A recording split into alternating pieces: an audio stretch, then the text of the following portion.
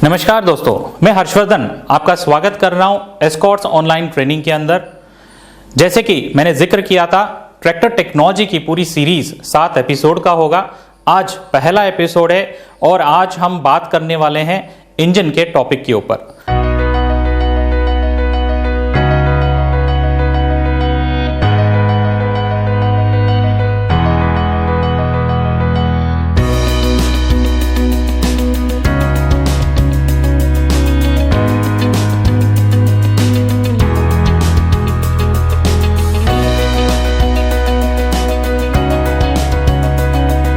पहले हम जान लें कि जब ट्रैक्टर आप देखने जाते हो या खरीदने का सोचते हो तो खाली बाहर की टेक्नोलॉजी, बाहर कैसे दिखता है, बाहर क्या फीचर है, वही आपको जानने को मिलता है।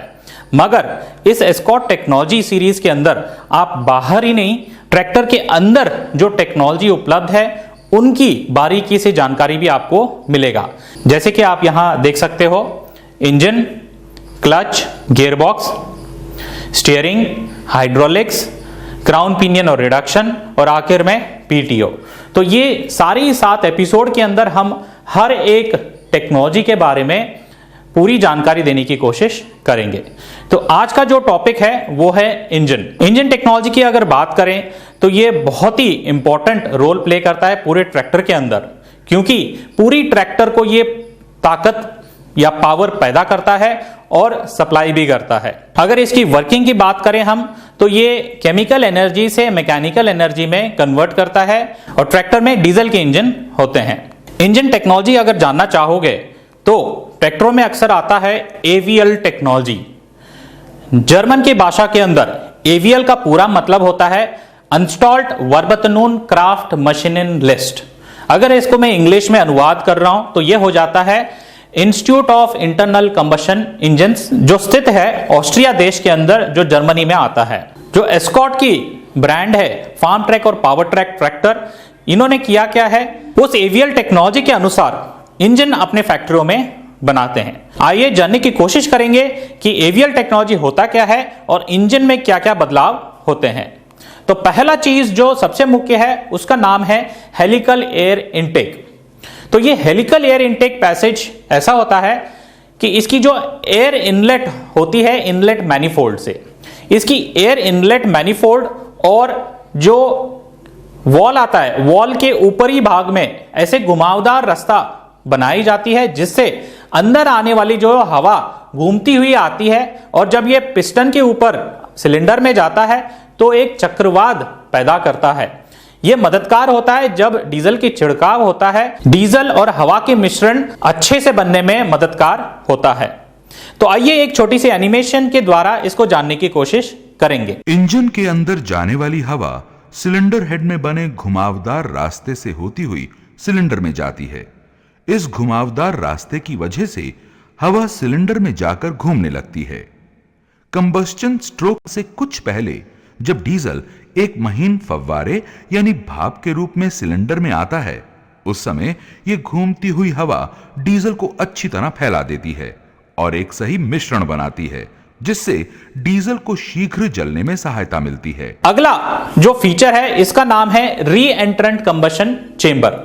तो ये पिस्टन के ऊपर एक ऐसी बनावट की जाती है कि जब हवा अंदर आती है तो ये पिस्टन के बनावट के अंदर भी हवा चली जाती है और दोहरी चाल बनाती है, जिससे क्या है, एक तो पिस्टन के ऊपर ऐसे चक्रवात था और दूसरी तीसरी होती क्या है, पिस्टन के अंदर भी एक अलग से चक्रवात पैदा हो जाता है, जिससे पूरी की पूरी हवा और जो डीजल छिड़काव होती है तो वो पूरा मिश्रण होने में बहुत मददगार होता है। जब डीजल और हवा की मिश्रण बहुत बढ़िया होता है तो पूरा का पूरा डीजल जलता है पावर स्ट्रोक के अंदर, और पूरा जब डीजल जलता है तो ज्यादा ताकत पैदा होता है। ज्यादा ताकत पैदा होता है मतलब कम डीजल की खपत के अंदर ज्यादा पावर आपको आउटपुट मिलता है। इसकी भी एनिमेशन आपके स्क्रीन पे देखिएगा। जैसा कि पहले दर्शाया गया है, हवा सिलेंडर में घुसने पर घूमने लगती है। ये घूमती हुई हवा जब कंबस्टन चैम्बर में घुसती है तो कंबस्टन चैम्बर की खास बनावट की वजह से इस दूसरी दिशा में भी घूमने लगती है। हवा की ये दोहरी चाल डीजल को पूरी तरह से जलने में सहायता करती है। अगला जो फीचर है इसको हम बोलते हैं रिंग कैरियर पिस्टन।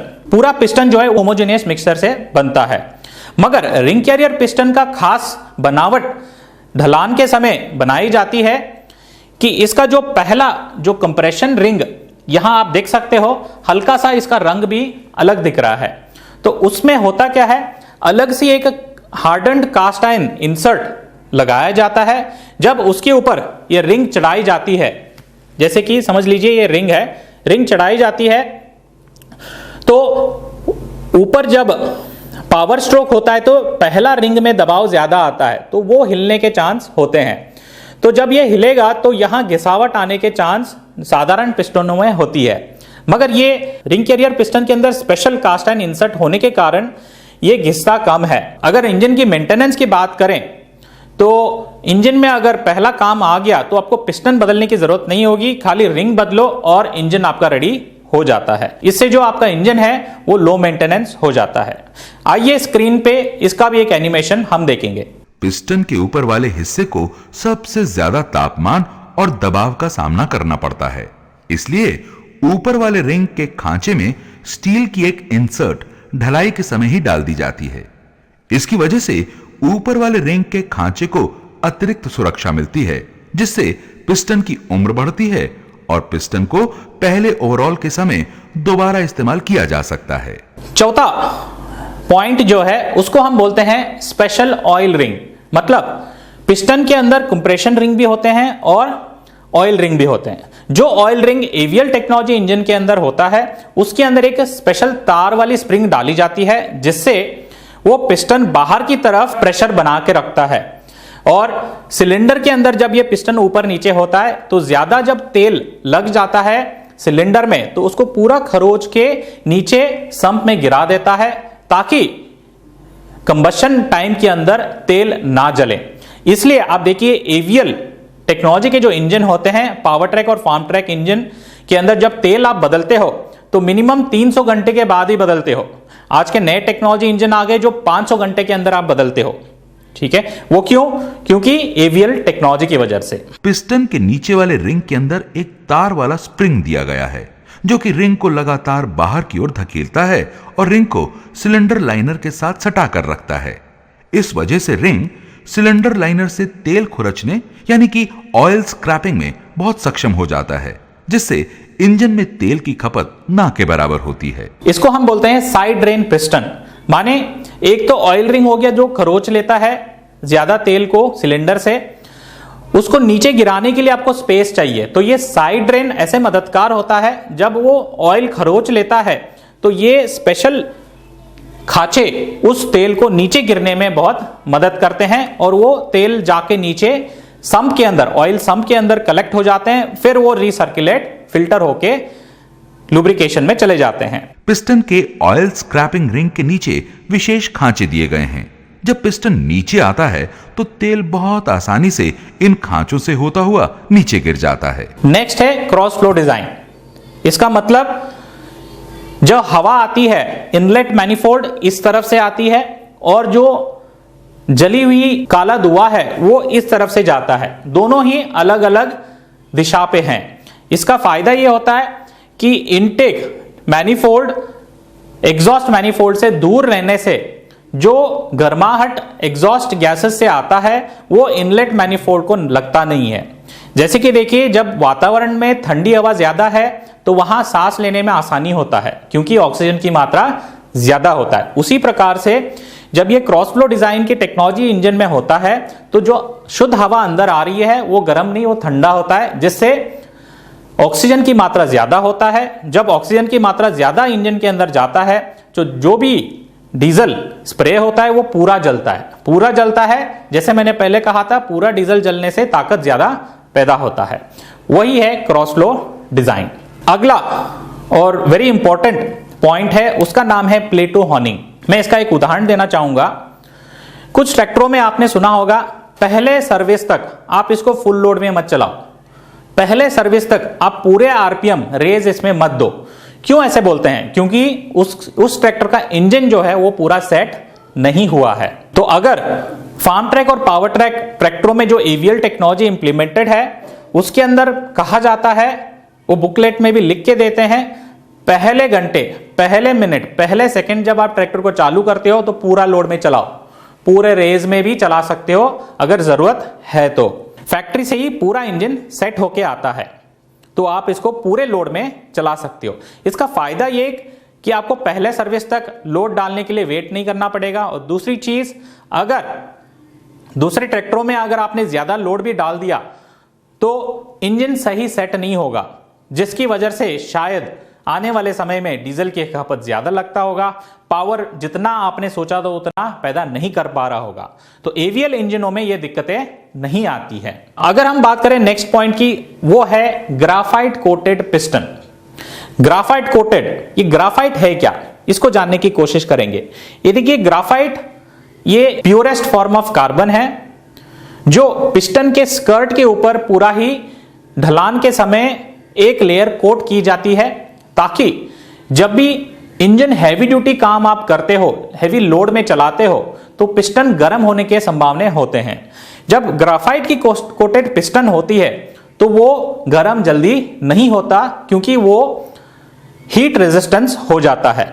तो इसका फायदा यह है कि जो पिस्टन कितने भी प्रेशर में, कितने भी लोड में चलाओ, वो अपना आकार जो बनाया हुआ है वो बिगड़ता नहीं है, इंजन को ज्यादा घिसने से बचाता है।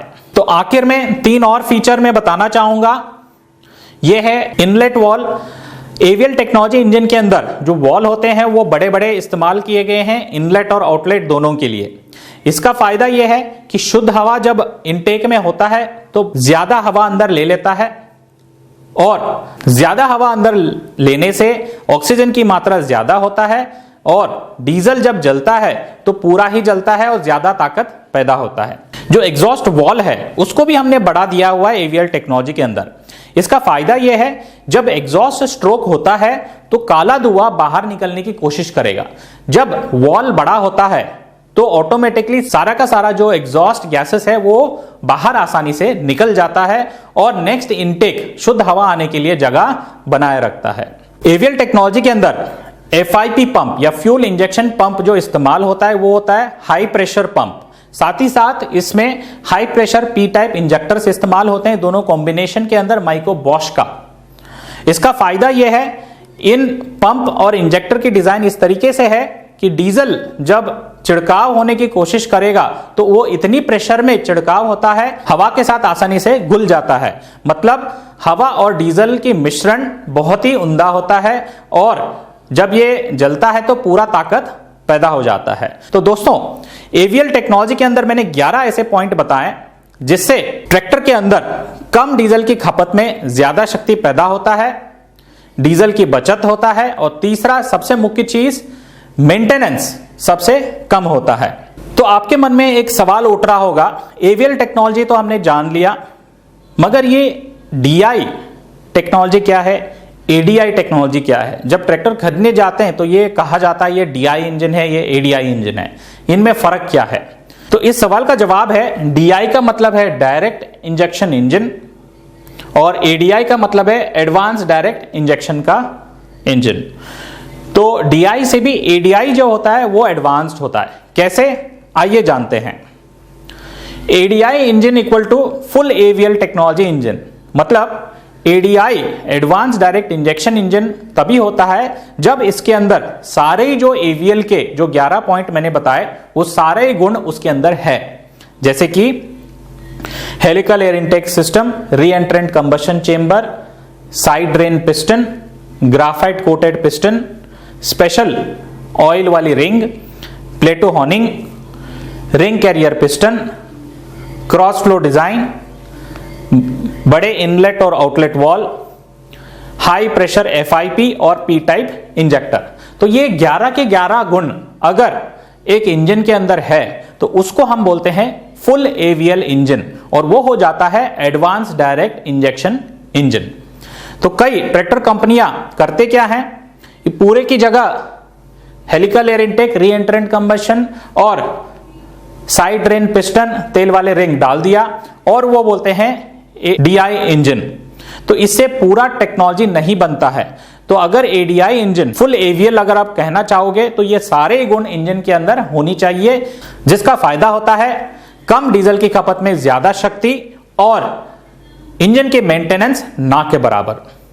तो दोस्तों आज के एपिसोड के अंदर आपने जाना है इंजन के टेक्नोलॉजी के बारे में, और वो भी एवीएल टेक्नोलॉजी होता क्या है। अगला एपिसोड का अगर मैं बात करना चाहूंगा तो वो होगा क्लच टेक्नोलॉजी के ऊपर। तो हम अगले हफ्ते अगले शनिवार को मिलेंगे, हम बात करेंगे क्लच टेक्नोलॉजी के अंदर कितने अलग अलग प्रकार होते हैं और क्लच की मटेरियल के अंदर कितने अलग अलग प्लेट उपलब्ध है मार्केट में, और क्लच के अंदर जो स्प्रिंग यूज होती है उसमें कितने प्रकार होते हैं, कौन से उपकरण के लिए कौन सा क्लच फायदेमंद होता है। तो दोस्तों मैं आशा करता हूं अगले शनिवार को फिर हम मिलेंगे ट्रैक्टर टेक्नोलॉजी सीरीज के अंदर दूसरे एपिसोड में जो है क्लच टेक्नोलॉजी के ऊपर। इस चैनल को सब्सक्राइब करना ना भूलिएगा, साथ ही साथ बेल आइकन पे जरूर क्लिक कीजिए ताकि आने वाले सारे एपिसोड को आप मिस ना करें। धन्यवाद।